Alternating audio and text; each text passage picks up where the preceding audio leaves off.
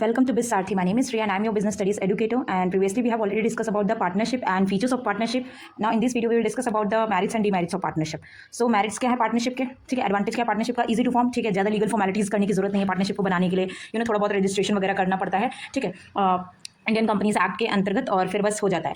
Second one is balance decision making. देखो हर एक partnership में हर एक बंदा को अपना अपना काम मिला है उसकी स्पेशलाइजेशन और उसकी नॉलेज के हिसाब से, ठीक है, तो काम का डिवीजन अच्छे से है जिसकी वजह से डिसीजन मेकिंग भी अच्छी होती है। Third one is larger financial resources. जैसे देखो जो सोल प्रोप्राइटरशिप था उसमें क्या था, एक ही बंदा है, वही पूरा कैपिटल लेकर आ रहा है, वही सब कुछ चला रहा है, मैनेज वगैरह कर रहा है। पर पार्टनरशिप बिजनेस में बहुत सारे पार्टनर्स होते हैं, तो हर एक बंदा पैसा लेकर आ रहा है, हर एक बंदा कैपिटल लेकर आ रहा है, तो फाइनेंशियल रिसोर्सेज मतलब फंड्स ज़्यादा इकट्ठा हो जाते हैं। Fourth one is risk sharing, ठीक है। अब सेम कंपैरिजन हम करके देखेंगे तो जो सोल प्रोप्राइटरशिप में था सिर्फ अकेला बंदा, अगर प्रॉफिट हो रहा है तो सारा प्रॉफिट भी वही रखेगा, अगर लॉस हो रहा है तो सारा लॉस का रिस्क भी वही बियर करेगा। बट रिस्क शेयरिंग होता है पार्टनरशिप में, ठीक है। पार्टनरशिप में अब एक बंदे को सारा रिस्क नहीं शेयर करना है। जितने पार्टनर्स हैं, मान लो किसी पार्टनरशिप बिजनेस में 10 पार्टनर्स हैं, तो 10 पार्टनर्स को जैसे इक्वली प्रॉफिट डिस्ट्रीब्यूट होता है उनको, वैसे ही इक्वली लॉस भी उनको डिस्ट्रीब्यूट होगा, तो लॉस भी शेयर हो जाएगा, तो उसमें प्रॉब्लम, तो ये मेजर एडवांटेज है, ठीक है। Fifth one is secrecy. देखो पार्टनरशिप जो फर्म है उसके अकाउंट को पब्लिश नहीं कर सकते हैं, तो सीक्रेसी मेंटेन होती है। मतलब जो पार्टनर्स है ऑर्गेनाइजेशन में, वो सारे डिसीजन अंदर ही लेते हैं और अपने अकाउंट्स बाहर पब्लिश नहीं करवाते, तो सीक्रेसी मेंटेन रहती है, ठीक है।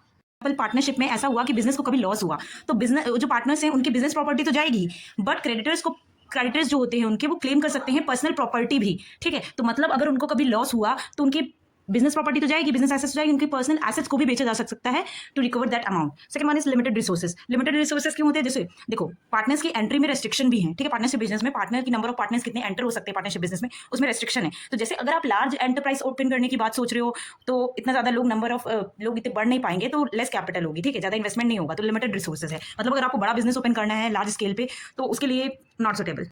Advantage is conflicts. देखो जो पार्टनरशिप बिजनेस में होते हैं वो वहाँ पे 10 मान लो 10 पार्टनर्स हैं, तो हर पार्टनर का अपना अलग कल्चरल बैकग्राउंड है, अलग फैमिली से वो आता है, ठीक है, तो उसके डिफरेंसेस अलग हैं। तो मान लो अब कोई डिसीजन लेना हो तो हर एक बंदे का अलग अलग ओपिनियन होता है, तो उसमें कॉन्फ्लिक्ट अराइज हो सकती है क्योंकि सबकी सोच एक जैसी नहीं हो सकती ना, तो बिजनेस में प्रॉब्लम इतना तो होगा अगर पार्टनरशिप बिजनेस करना है।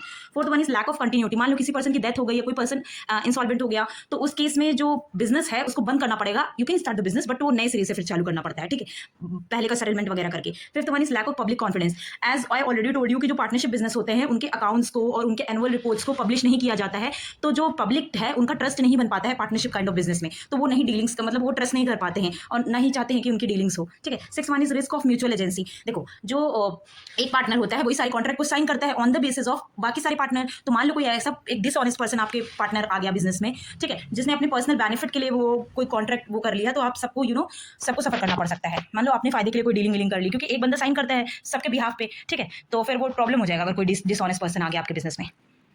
So that's all for today. So thank you for watching this video. Stay tuned for the next video and kindly do subscribe and like my. And if you have any issue, you can ask me in the comment section also. And if you want me to make a video on other topics, you can ask me. Okay.